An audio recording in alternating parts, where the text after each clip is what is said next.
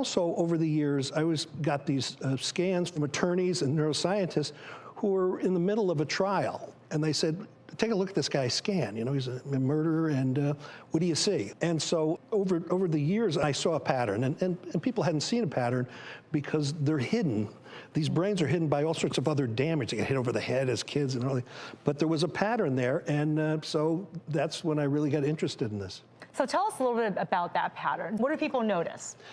Well, first of all, just in terms of what a psychopath is, a psychopath's a personality disorder. And personality disorders are those things in psychiatry that you can't reverse, unfortunately. It's not like a lot of other disorders that we look at. But the basic thing is that they're intraspecies predators. They're predators on other humans, and they have some what are called positive traits. It's called fearless dominance. It looks like charisma. We walk in the room with them, and that's why they're so attractive and dangerous. A lot of energy. A tremendous amount of energy. And also there's another group of traits that is called impulsive antisociality, which is the nasty part nobody likes. And that's the one that's most correlated with criminal behavior, very aggressive. But most psychopaths are all around, or they have psychopathic traits. They may not be categorical, clinical ones, but they'll have the traits.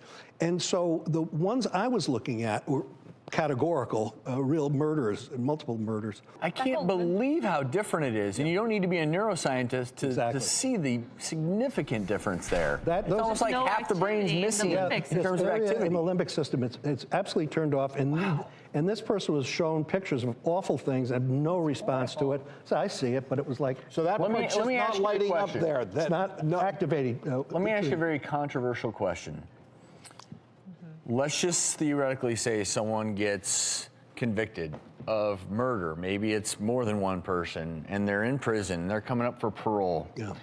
And you have this data, and the brain looks like that of a psychopath, which we just talked about with these individuals. It's a personality disorder. You can't necessarily rehabilitate that. Do you ever get to a point where you do that, and as a society you say, you know, we can't afford for you to be out there because you will act on these impulses, you will kill again? It's a mistake we keep making.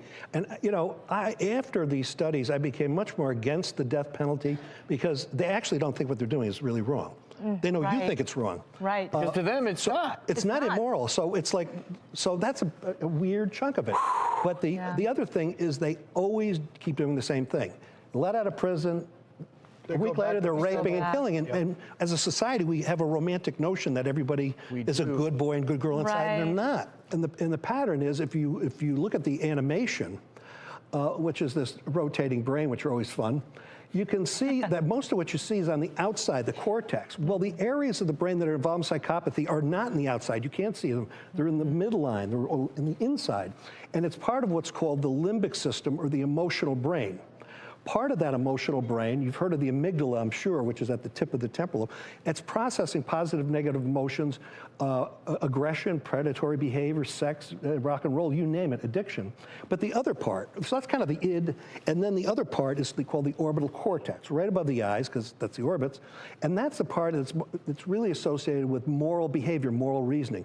Well, it turns out that in everybody's brain, these are in balance. The normal thing, because there's a time to kill, there's a time for sex. Psychopaths don't have that context. And those two areas are turned off in these people. So that's like the superego. There's no shame there, right? Yeah, the orbital cortex, like the superego, it's your conscience.